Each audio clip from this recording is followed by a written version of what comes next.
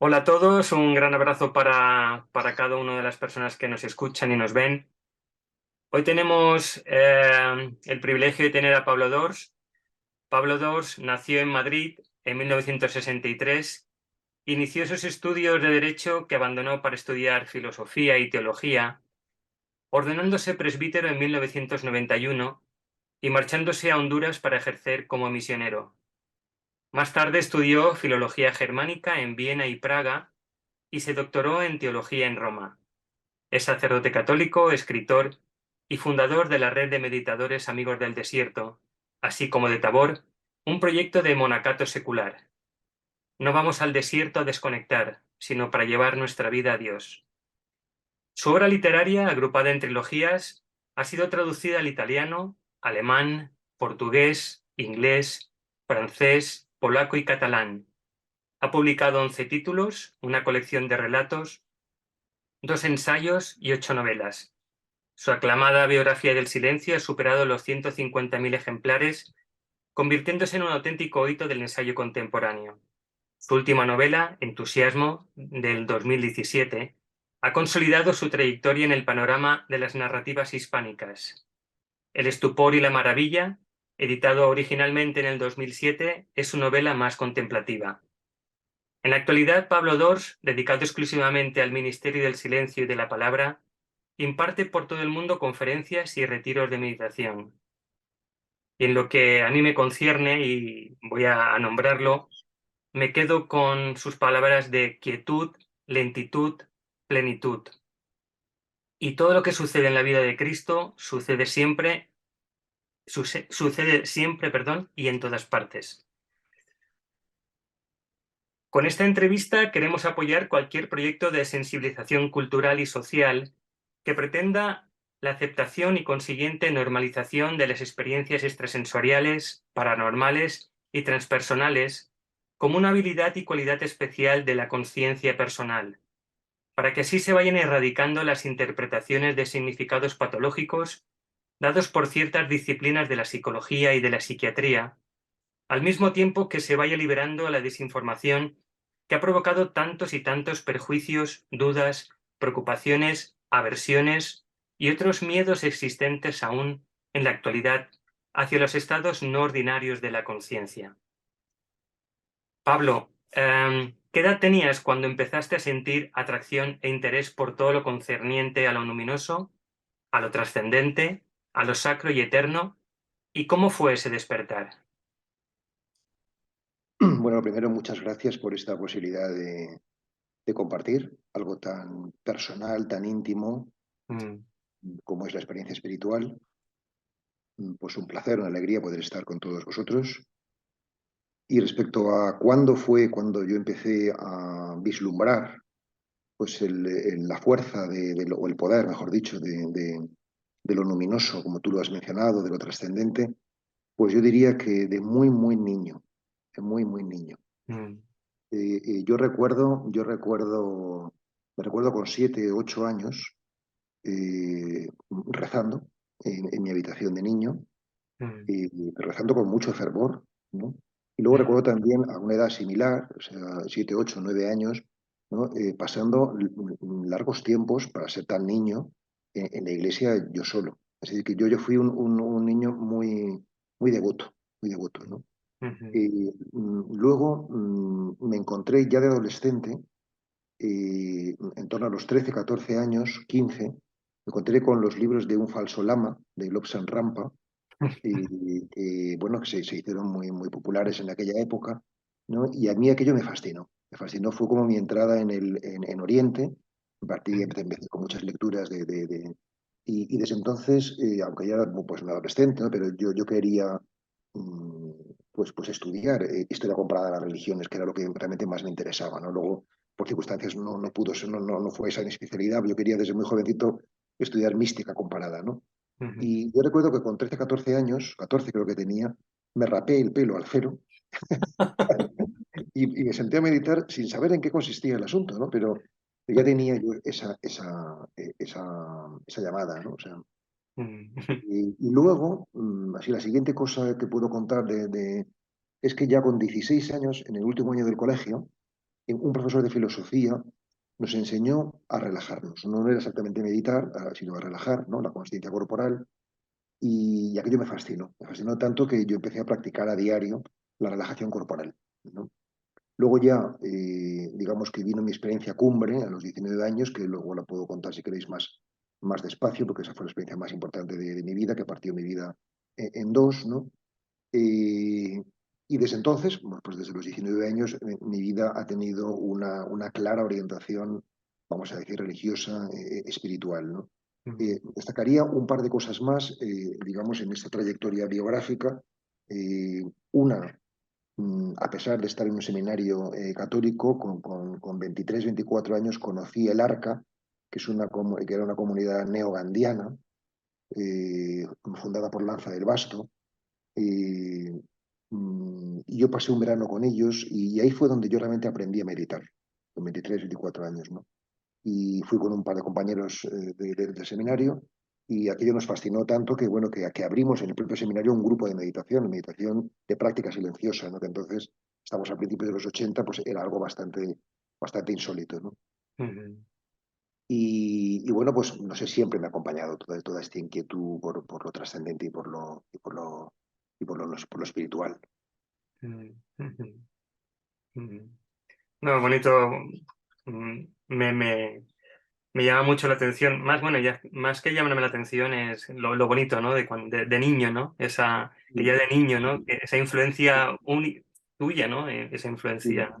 Sí, Yo sí. siento que de alguna manera eh, mm, yo tenía y tengo, porque todavía estoy en este mundo, un destino, ¿no? Y que está claramente relacionado con el mundo espiritual, porque si no, o sea, a mí nunca me han interesado otras cosas. O sea, me ha interesado el mundo del espíritu y la literatura, el arte, ¿no? Pero nunca me ha interesado, no sé, el fútbol, las motos, yo qué sé, pues las cosas que le Sí, gustan a los chicos, ¿no? sí, sí, claro.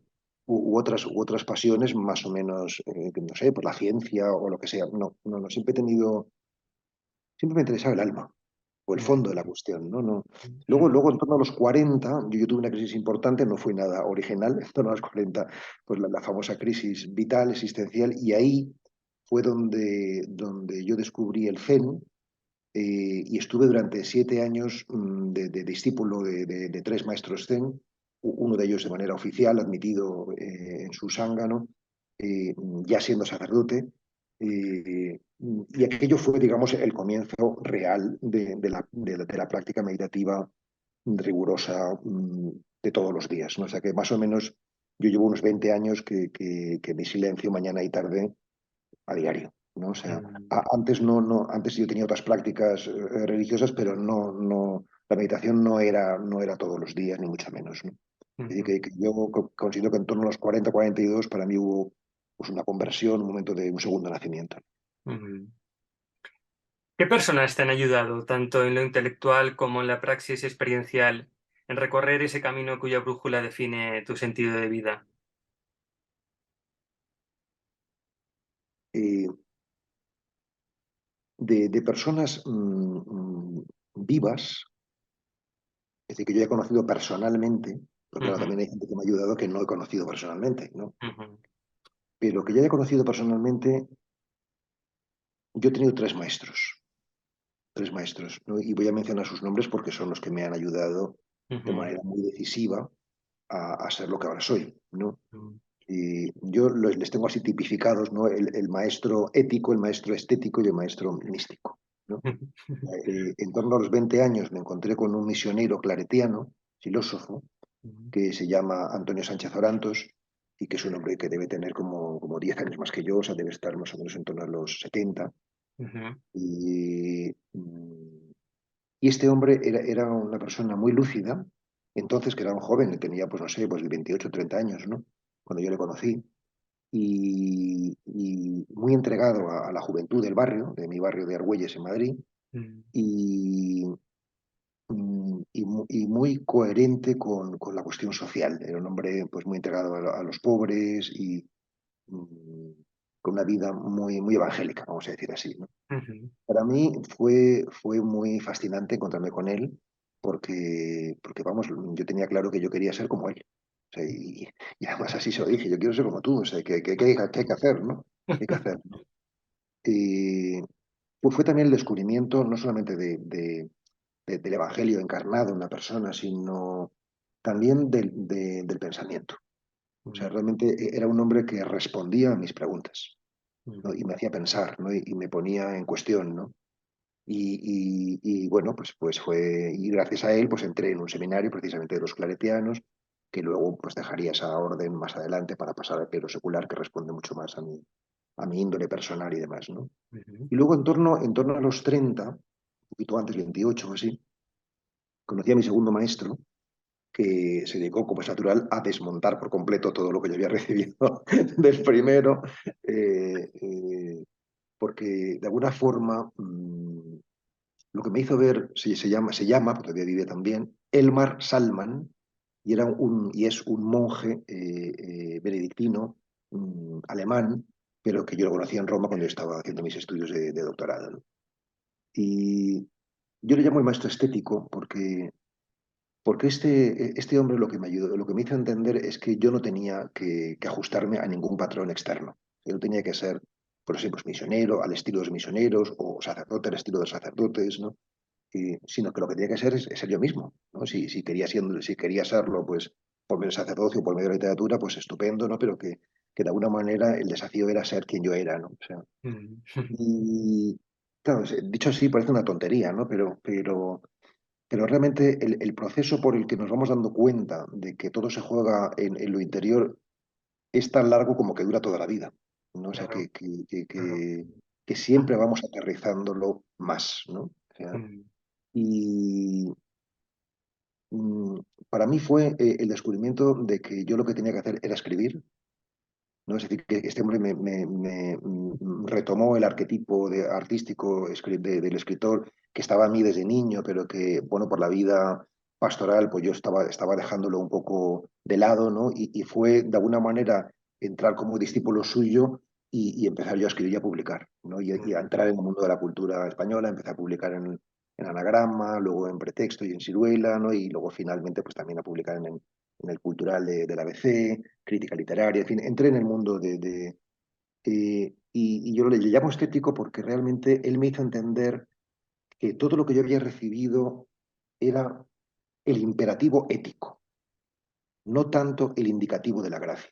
Es decir, más lo que había que hacer que no lo que tú eres, ¿no? O sea, y y una cosa que me fascinó y que yo creo yo creo que lo he heredado, que me lo ha transmitido este Salman, ¿no? Salman era un personaje mm, cómico. O sea, no como Antonio, que era un personaje casi dramático, ¿no? Vivía pues la fe de manera un poco atormentada, ¿no? O sea, muy existencialista, ¿no? O sea, mientras que Salman se tomaba a broma todo, ¿no? Era un hombre con un sentido del humor brutal, ¿no? O sea, yo creo que en las clases de la gregoriana, pues nos reíamos, ¿no? Y reírse de cuestiones eclesiales o sagradas, tal, pues es que es algo, o sea, el humor y la trascendencia es un binomio interesantísimo y que está sin Claro, resolver. Y él, en claro. su biografía, lo tenía resuelto, ¿no? O sea, bueno, no sigo hablando porque ya ves mi pasión por este maestro, ¿no? O sea, Sí, sí. y luego mi tercer maestro, bueno, encontré en torno a los 50, o sea, hace 10 años, 20 años después de encontrar a Salman, que lo llamo místico porque fue de alguna manera el que me hizo descubrir que en mi tradición, la tradición cristiana, eh, pues existían los instrumentos para hacer la aventura interior. O sea, que no tenía yo necesariamente que peregrinar interiormente al oriente, al mundo del budismo zen, en este caso como estaba haciendo, sino que existía el esicasmo, ¿no? La esiquía, la búsqueda de la paz por medio de la quietud propia bueno, pues de la tradición cristiana oriental. Y para mí eso fue pues un enorme descubrimiento, ¿no? Y realmente Franz Jalix, un jesuita húngaro, que escribió este libro extraordinario que se llama Ejercicios de Contemplación y que yo siempre recomiendo, pues me convertí de inmediato en discípulo suyo, me dio la transmisión, mi vida a partir de ese momento cambió y me dediqué de manera casi exclusiva a la difusión y a la profundización en el método de meditación cristiana de silenciamiento y quietud, ¿no? ujú, Y estos han sido mis principales maestros, ¿no? O sea, eh, últimamente me voy encontrando, porque, claro, yo soy una persona mm, muy curiosa, en el mejor sentido de la palabra, o sea, que intento dialogar con todo el mundo, porque creo que cuanto más espiritual es una persona, más abierta es, ¿no? O sea, últimamente me encuentro autores de la filosofía perenne, ujú, no me refiero simplemente a místicos clásicos, sino autores contemporáneos, ¿no? O sea, como por ejemplo Ken Wilber, famosísimo, ¿no? O por sí, ejemplo David Hawkins, o en nuestra área Gonzalo Rodríguez Fraile, ¿no? Que son personas que escriben sobre espiritualidad y que me resultan muy provocadoras, en el mejor sentido de la palabra, y que me ujú, hacen pues seguir configurando mi manera de entender pues el patrimonio espiritual y el cultivo del ser, ¿no? ujú, Esto por refiere a los vivos y por refiere a los muertos, digamos, citaré solamente a tres, ¿no? O sea, pero nada más los cito para no alargarme.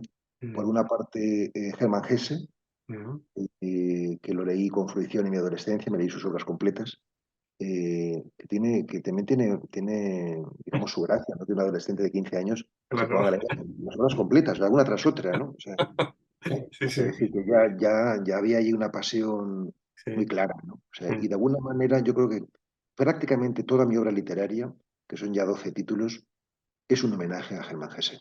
mm, Es un homenaje a Germán Hesse, evidentemente con otros influjos, ¿no? Ahí está también Pessoa, Kundera, Kafka, mil autores, pero Hesse esta es la puerta, ¿no? Para mí mm, de la literatura, ¿no? Luego mm, citaría a Gandhi, mm, que mm, que me ha acompañado siempre, ¿no? Y que me parece seguramente la figura espiritual, o por lo menos de las tres o cuatro figuras espirituales más importantes del siglo XX. ¿No? También mm, había que incluir a Yogananda, a mm, Maharshi, seguramente a Ramana Maharshi, pero yo creo que esos tres, curiosamente, no hay grandísimos maestros espirituales de la tradición cristiana en el siglo XX. Hay mm, algunos, ¿eh? Entre otros el que voy a citar, el que he citado, Franz Jarek, mi maestro, John Maine, B.D. Griffiths, Anthony de Mello, no sé, cinco o seis más, ¿no? O sea, Thomas Merton, Thomas Keating, cinco o seis, pero no tantos, no tantos, ¿no? mm, Y además de Gandhi y de Hesse, pues a Charles de Foucault. Charles de Foucault, que para mí es como mi padre espiritual, ¿no? O sea, que es este aristócrata francés que murió en el 1911 en Argelia y que, bueno, pues que es un personaje muy raro porque de alguna manera se convierte al cristianismo a partir del Islam, por una parte, y eso ya le da un tono muy... Y por la otra, pues es una mezcla entre misionero y ermitaño, porque va a los países, va a Argelia con la intención de mm. convertir a los musulmanes y Dios le concede el don de no convertir a ni uno. Y tiene una vida maravillosa. Yo escribí un libro que se llama El olvido de sí, que precisamente hablo sobre él. mm, y bueno, también me ha acompañado y me acompaña. Mm, Sé que esas serían como las figuras fundamentales. Bueno, hay más, pero yo creo que ya es suficiente. ujú. Pablo, ¿has vivido alguna experiencia extrasensorial o transpersonal de manera espontánea?